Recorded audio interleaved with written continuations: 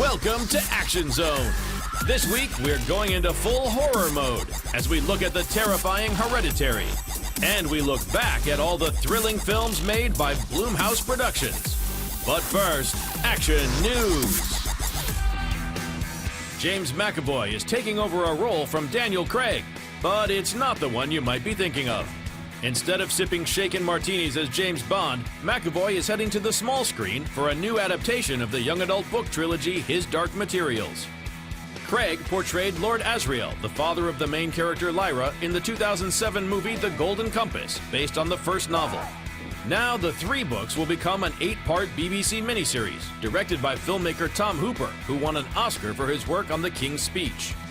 In addition to James, the series will feature the breakout star of Logan, Daphne Keane, as Lyra, as well as Broadway hero Lin-Manuel Miranda. Production is set to begin soon, keeping the busy McAvoy on his toes, as he's also about to begin filming the horror sequel, It Chapter 2.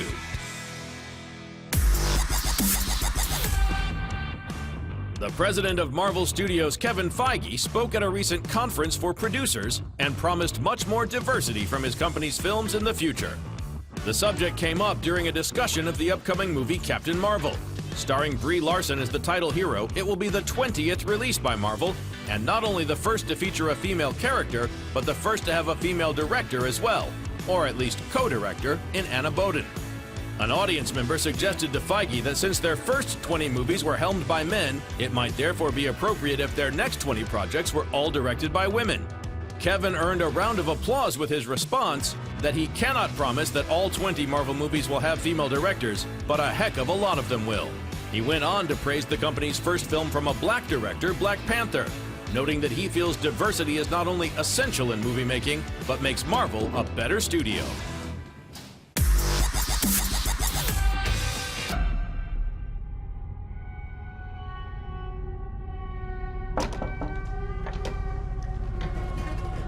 Come on, Peter. Let's just do it. The horror flick Hereditary tells the story of a family unraveling due to the discovery of some terrifying secrets about their ancestors. The film is already considered one of the scariest horror flicks of all time. So how would the cast themselves describe the movie?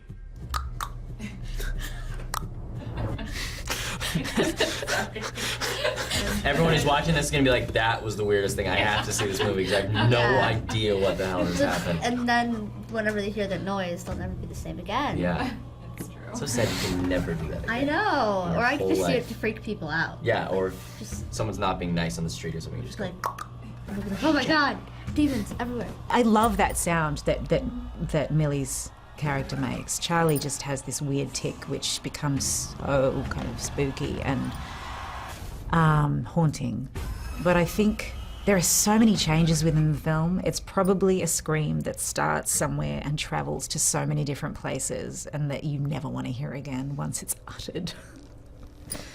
Playing a character in a horror flick can be quite difficult. In order to prepare for this, director Ari Aster made the cast watch several movies. Interestingly though, these were all family dramas instead of creepy films. But to really get into character, lead actors Alex Wolff and Millie Shapiro even went a step further.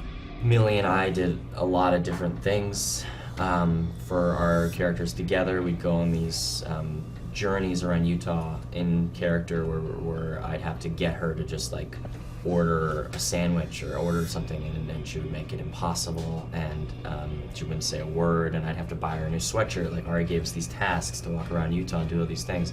So I mean that is automatically, I mean you start to develop these sort of these feelings you have, these resentments just because, oh my god, she just embarrassed me in front of this person. She just hold my hand and cross the goddamn street. Like there's all these things, and when you have all that, automatically it starts to be like you have a history.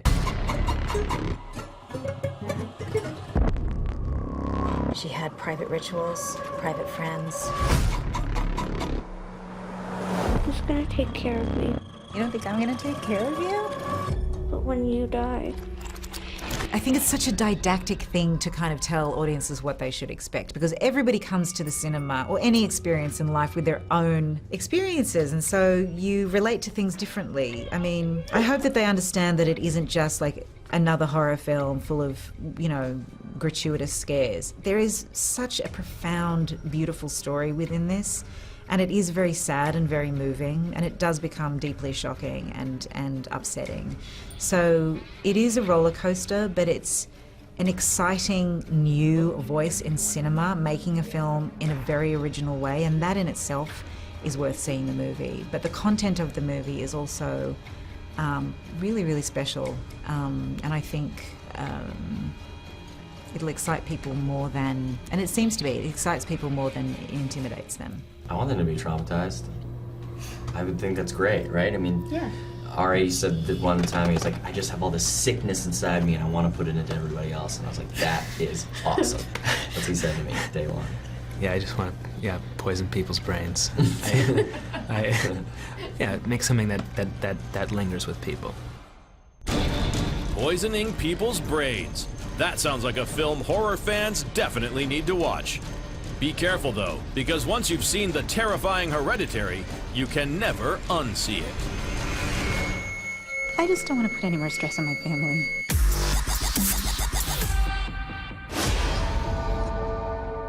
What did you see? I saw none. As long as we're on a horror streak anyway, let's have a look at an upcoming one titled The Nun. This movie is a spin-off film of the Conjuring film series. What? Shouldn't leave him down. Callahan's here.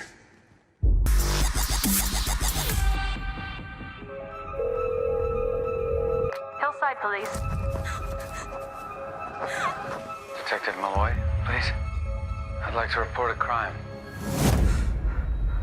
The new movie Spinning Man has just been released on VOD and is based on the novel by George Harrar. It focuses on a professor who becomes the suspect when one of his students goes missing. The idea came to me from a real-life event in Massachusetts. There was a news report of a young girl disappeared from a lake in Western Mass, and the news reports talked about a white car that was seen in the parking lot of the lake, and the police were looking for the owner of the car to see if that person could be a suspect, could have seen something.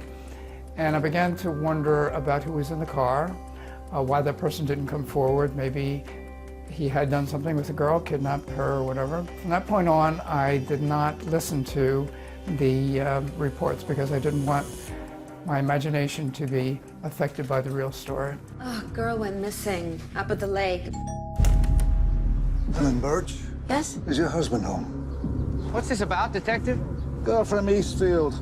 You got a report a man in a gray Volvo was watching her the day she disappeared.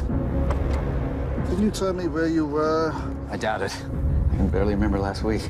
That was C's last day of camp. You went to pick her up, remember? I tend to let the characters flesh themselves out.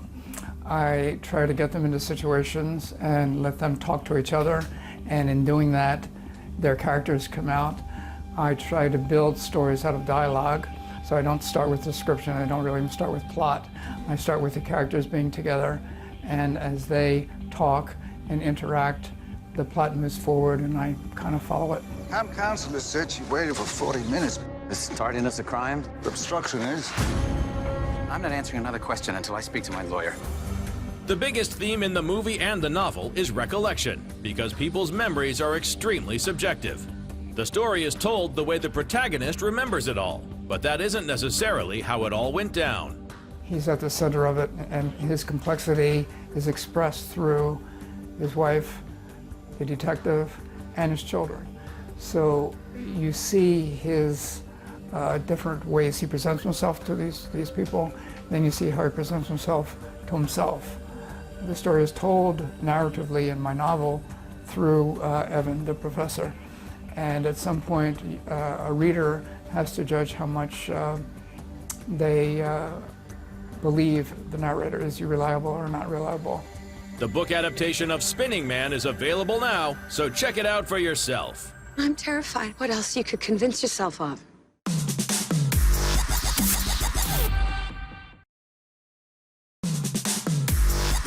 Coming up, we witness an incident in a ghost land. But first, let's check in on the successful horror company BloomHouse Production.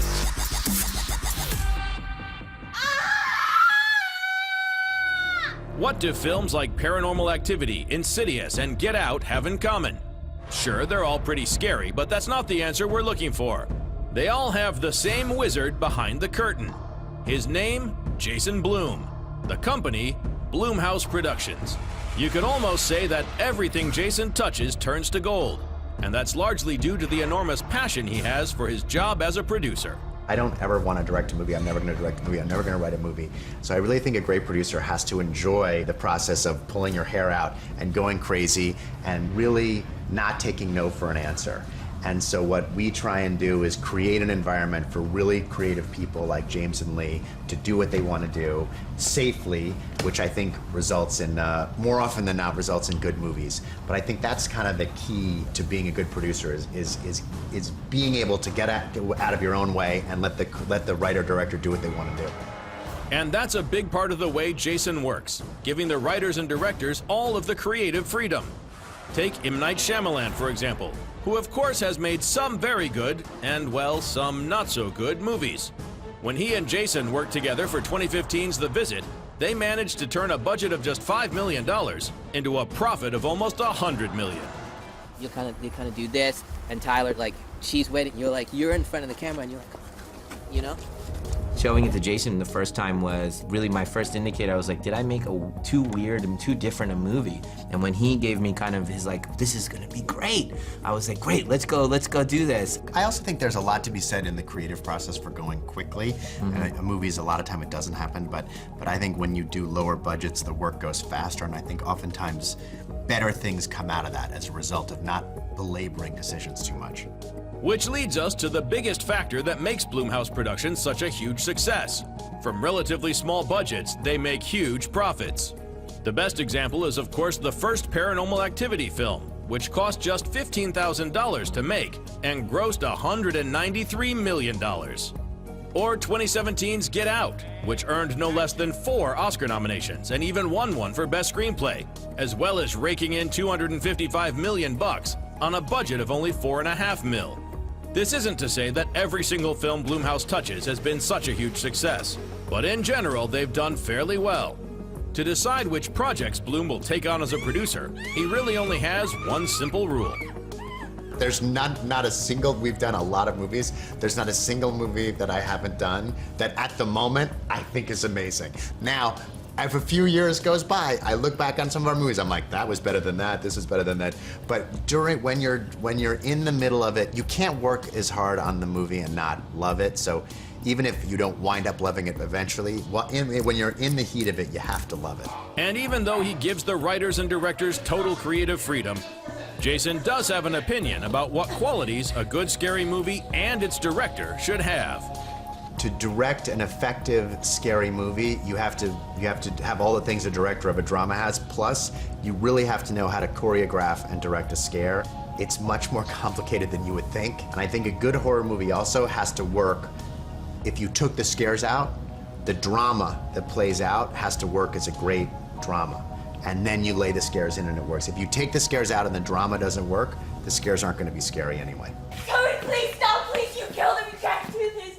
Please stop, please. So to summarize, if Jason Blum believes in a project, you can be pretty sure it's gonna be a success.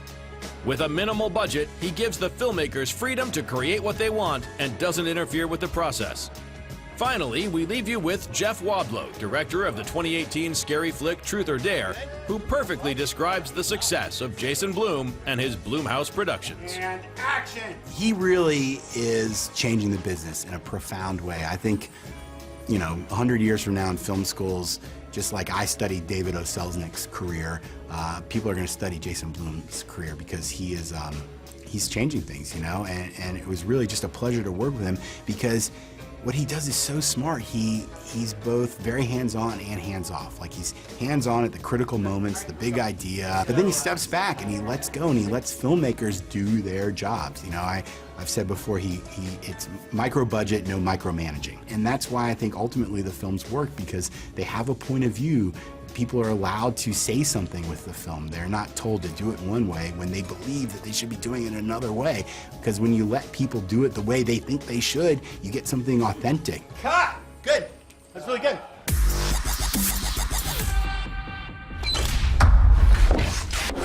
Okay, what's the story about? Some guy's been breaking into people's homes, murdering the parents, and sparing the daughters. He stays in the house with her, along with the parents' dead bodies. I like to write stories. Probably not this one, though, as it might come a bit too close to reality. The story is based on lead character Beth, who had a bad experience in the past, which soon takes a sick and twisted turn. Of course, that had to happen, otherwise we wouldn't be calling Incident in a Ghostland a horror flick. It's directed by Pascal Auger, who knows exactly the appeal of being part of a scary film. Most of the actresses I've been working with accepted the movie. I was proposing them very, very quickly. Because, you know, mostly in Hollywood, most of the parts the actresses are proposed are really boring parts. So as soon as you send something a bit special to a young actress or a half famous or very famous actress, you'd be surprised by how quick she can be accepting your movie, because it's something different. So Crystal Reed, she read the script in two days and called me the third day and say, I want to be a part of it. Incident in a Ghostland is your most personal book so far. Your sales are through the roof. They adore you. Hello? Please, you have to come back. Vera? They never should have stayed in that house. Capacity to create your own world. I guess the question is, why write this book? To keep from going insane. I didn't want to shoot anything on studio for this movie. I wanted a real feeling of a real house, and we spent weeks trying to find the right one, and it was not that easy. I really wanted a typical Americana farmhouse from the end of the 19th century, and we finally found it after, weeks of searching. And we used it as a shell, means we changed everything inside. You know, we put our own wallpapers. Obviously, we brought, dozens and dozens of dolls and creepy objects, trying to make the house look like more of a haunted, classical house. And we created another level that don't exist. If you look at the real house closely in the movie, you'll see that there is 2 levels only, and we created a third one, completely, a mental one. I'm talking about the room with all the dolls, and that level we shot it in a small barn that was in front of the real house, and I wanted my characters to be stuck in mentally stuck in a real house, so that house would become more and more as a symbol of their own neurosis and their own entrapment. As we mentioned, the movie gets pretty weird and pretty creepy pretty quickly. Of course, you'll have to figure that out for yourself. All we can say is that director Pascal sprinkled some of his own ideas into the movie to bring real horror to the audience. For me, the horror genre is a genre that is supposed to modify your way to see the world and your reason. So that's what I would love the audience to feel, exiting the theater after watching my movies. Like, they will be a bit changed, and I hope that the movie will stay in them for a few days, maybe. The idea of when you exit the theater, your way to envision the world and the way to envision yourself is modified, is exactly what I'm asking to other people's movies. So a horror movie that wouldn't be offensive, that wouldn't be aggressive, I don't understand why it should even exist. Neither do we. Luckily, Incident in a Ghostland is not one of them, and should be a thrill to watch. And now you can, as the movie has recently been released. I know what you want from your sister. They broke me, and now they're playing with you.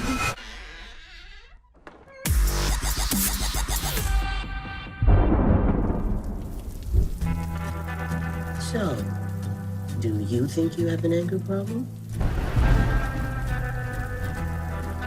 Don't tell me I don't have a right to be angry. You don't know what he did to me. I'm a pain dealer. Since we're in court, it could mean 2 things. Either he hits his wife, or we're dealing with a divorce kind of situation over here. She doesn't look beat up to us, so we're going with the second one. The full story of this thriller is a bit more complicated than that, however. I'm coming for you. How far do you want to go? Acrimony is about a woman and a man who met in college and loved each other to death. Everything was great and wonderful. But he was a felon and couldn't get any work, and she worked and supported him, but he had a dream. He was a dreamer. And in trying to pursue his dream, it never happened. She got tired of it, they got a divorce, and something happens where his dream takes off, and then she feels betrayed. And the way the story unfolds, it unfolds in layers, but it's all told from her point of view until the audience gets an opportunity to make their own decisions once they see what really happened. So proud of you. Thank you.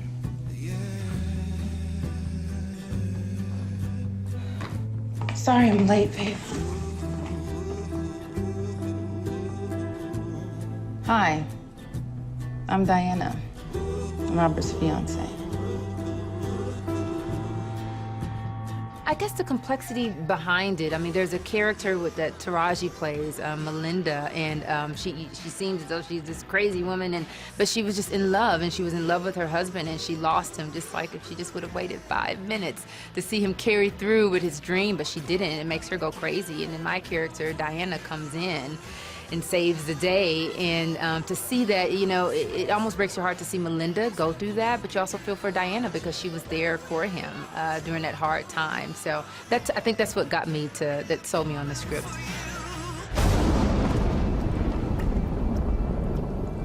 You ever considered that maybe there's another way to look at this? Maybe he did mean what he said.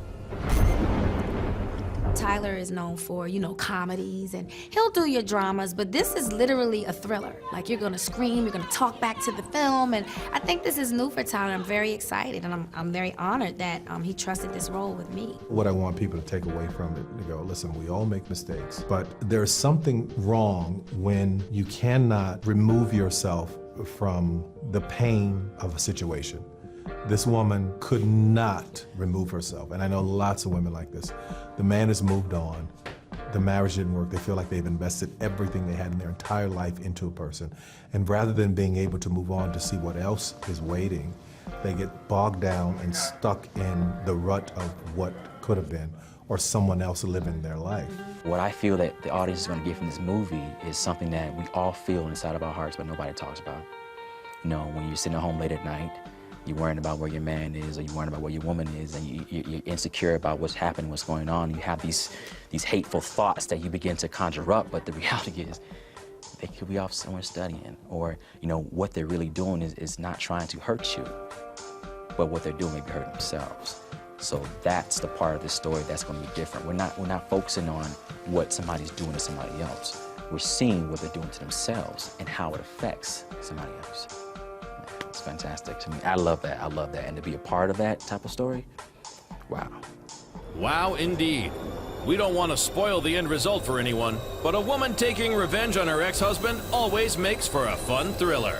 Check it out for yourself, as Acrimony is out now on VOD. He owes me. You don't think he owes you? Every damn breath in his body. Next week in Action Zone, we've made reservations at Hotel Artemis. Come and join us. There's plenty of room.